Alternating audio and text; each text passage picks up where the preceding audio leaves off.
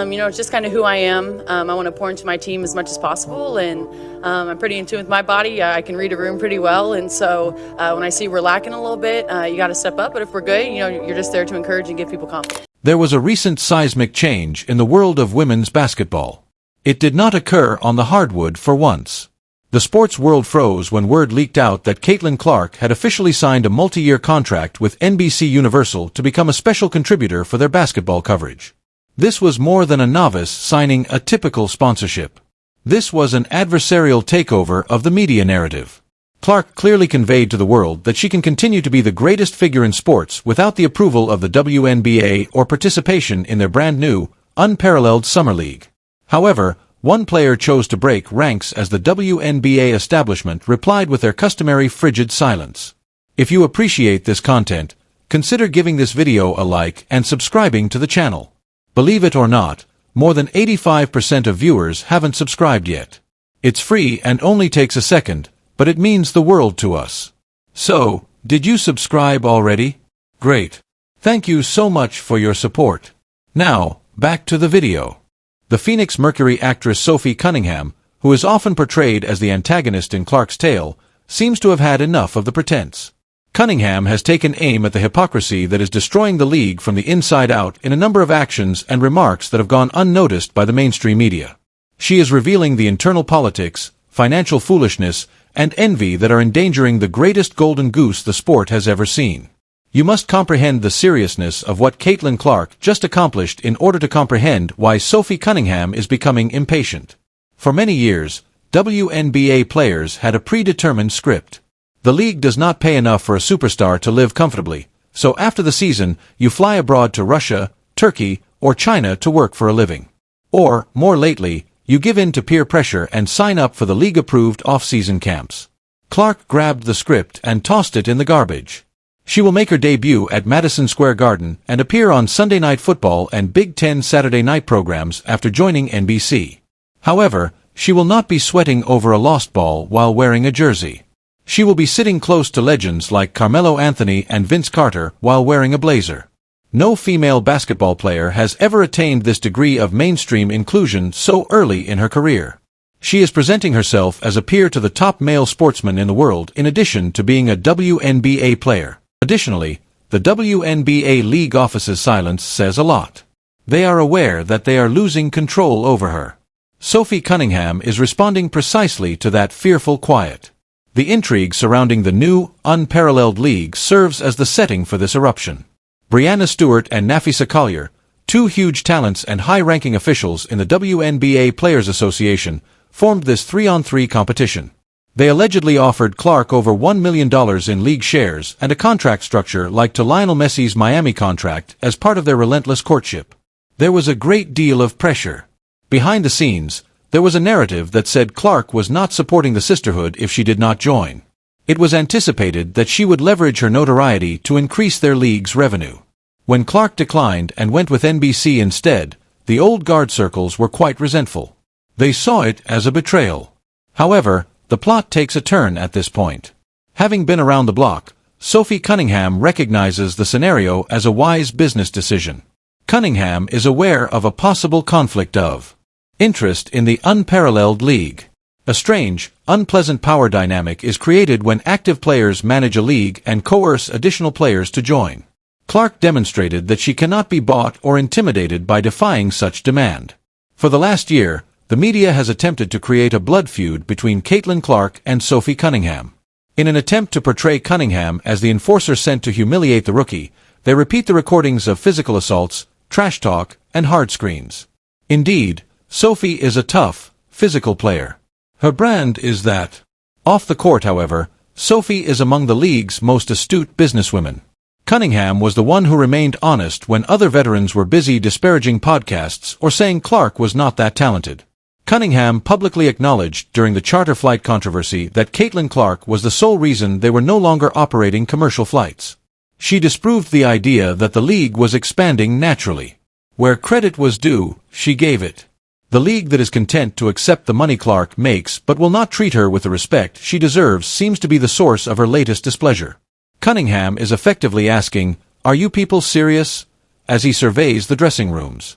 She sees the new TV agreements, the sold-out venues, and the chartered flights, and she knows precisely who wrote the check. Cunningham's response to the NBC News is crucial because of this. Her hatred is what the media wants her to be.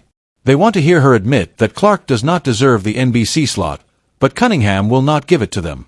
Rather, the system and the critics are the targets of her outburst. She is aware that everyone benefits from increasing seas. When the season begins, more people will watch the WNBA if Caitlin Clark becomes a huge media figure on NBC.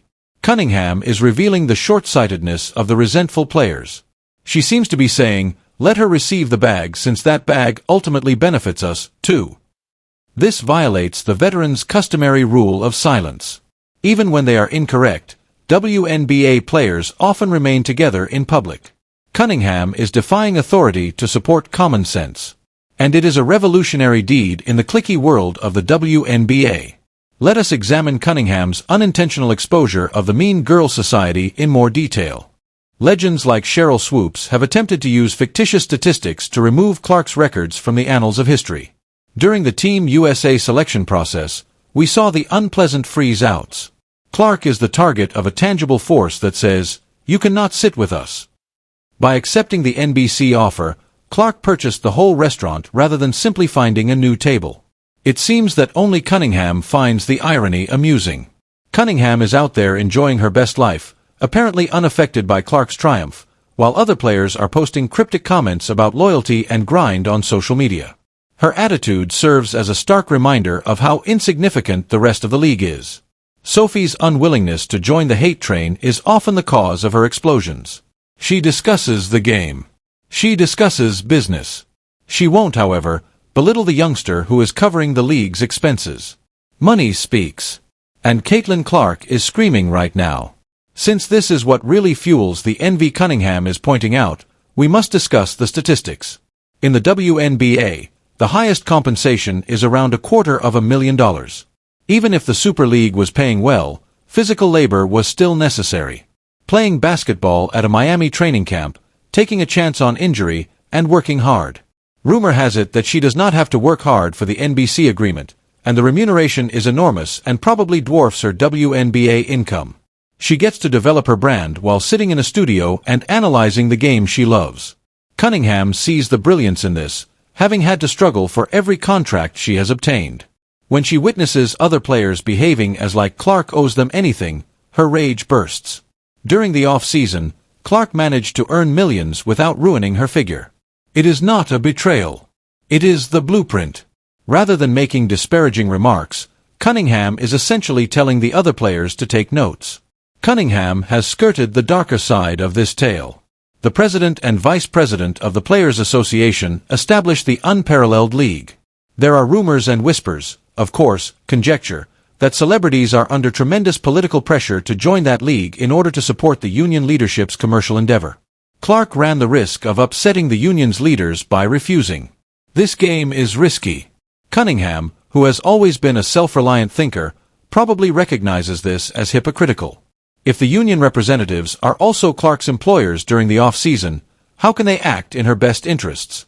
It is a disorganized web of disputes. Cunningham often indicates that the public story differs from the private politics when she speaks out about being honest. She is aware that there was more to Clark's rejection of unrivaled than merely scheduling. It has to do with freedom. Cunningham also values liberty. The league's separate locker rooms have been the subject of rumors and sources all year. There are the traditionalists who believe the game was okay prior to her arrival and the Clark loyalists, who are mostly younger players or business-savvy veterans who understand the vision. Sophie Cunningham is in a special position. She has served in the military. She belongs to the established order and is harsh. She will not be blind, however. Her explosion disrupts the echo chamber in the locker room.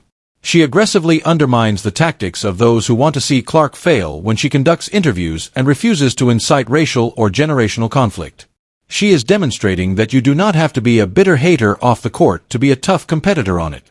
Cunningham has repeatedly violated our obligation to hold the media responsible. The Sophie hates Caitlin storyline is profitable for networks like ESPN and even social media aggregators. They upload a video of a hard bird with no background information and write, bad blood in the description. However, observe the exchanges that follow the whistle. Observe the handshakes after the game. Respect for one another exists there. Cunningham is regaining control of her own image by her current outburst against the storylines. She will not allow the media to exploit her as a pawn in their assault on Clark. She destroys the media's script by refusing to play the antagonist in relation to the NBC News.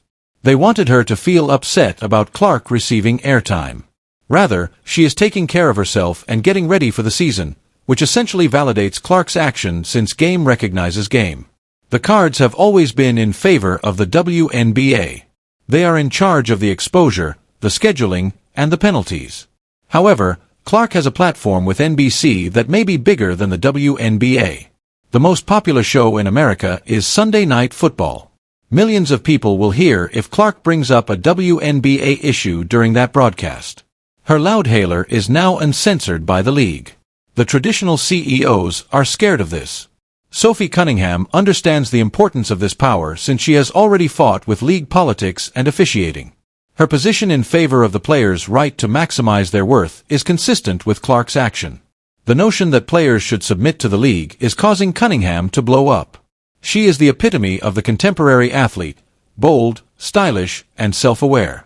Instead of feeling envious, she feels justified when she witnesses Clark using that advantage. If players have the courage to employ it, it demonstrates their strength. The elephant in the room is unavoidable. A significant portion of the conversation on Clark has been racial. There have been claims that her demography is the only reason for her success and, on the other hand, that the hostility she faces is racially driven. It is a poisonous, polarizing mess. This has caught Sophie Cunningham in the crossfire and led to accusations that she is aiming after Clark. However, by concentrating on basketball, Cunningham has continuously refuted these racial baiting tales. She often rejects these social think pieces with her eruption. Instead of seeing Clark as a symbol, she treats him like a basketball player. Cunningham highlights the ridiculousness of identity politics-obsessed critics by putting aside the noise and concentrating on the business and the game. All she wants is to hoop and make money. She observes Clark acting in a similar manner. Does the unparalleled league lose its luster now that Clark is out? Most likely. The organizers are aware of this. That is the source of the resentment. They depended on the Caitlin Clark stimulus plan to guarantee their TV rights and ticket sales. They are simply another upstart league without her. It is crucial that Cunningham acknowledge this fact. She is aware that the economics become considerably more difficult in the absence of the Golden Kid. When she hears players criticizing Clark, she probably becomes enraged since she is aware that those same players were hoping she would join their league in order to increase their salaries. It is the height of hypocrisy. Please come salvage our company, even if we do not like you. Cunningham is too astute to ignore it without rolling her eyes. The dynamic has changed as we anticipate the next WNBA season. With the support of a significant media company, Clark will return to the Indiana Fever not just as a sophomore point guard, but also as an NBC commentator. She is going to be untouchable. The time for hazing has ended. The war went to her. Sophie Cunningham is aware of this. Her technique of adjusting to the new world is via her eruption and unwillingness to participate in the pettiness. Be on board or be left behind, she is saying to the rest of the league. The participants who harbor resentment are engaged in a conflict they have already lost. The intended antagonist in this film was Sophie Cunningham. The media portrayed her as the rival, the physical enforcer, and the enemy. However, with Caitlin Clark's huge NBC revelation, Cunningham has become something far more intriguing, a truth-teller. While Clark turned down their 3-on-3 league in favor of the bright lights of network television, the rest of the WNBA waits in envious quiet. Cunningham has been honest. She has shown the hypocrisy of a league that despises Clark's power but adores her wealth. The false narratives and poor business acumen of her contemporaries have caused her to blow up. She has shown that she is not Clark's adversary by doing this. She just appreciates the effort and is a competitor. The game has never been the same thanks to Caitlin Clark. And it seems that only Sophie Cunningham has the courage to say it out. The WNBA has an option. They have two options. Either they listen to Sophie, swallow their pride, and see the grandeur that is happening in front of them, or they continue to be resentful. However, given this league, the drama is far from over. Please share your thoughts in the comment section, subscribe, and enable all notifications so you don't miss anything. We'll see you in the next one after you click the video on the screen.